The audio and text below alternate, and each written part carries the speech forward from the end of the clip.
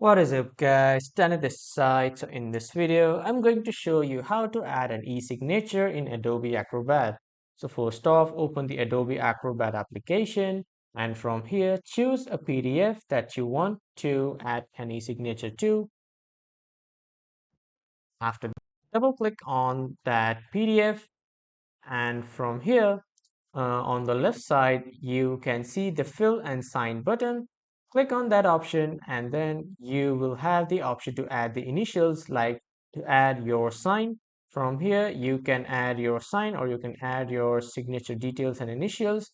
As you can see, my sign has been already saved. I'll just simply drag it or I'll just simply select it and then I can drop it anywhere I want. Let's say I am dropping it here, and from here I can enlarge it as much as I want, and I can even change the font weight and color. And when I click on these three dots, I can cross mark and check mark this initial too.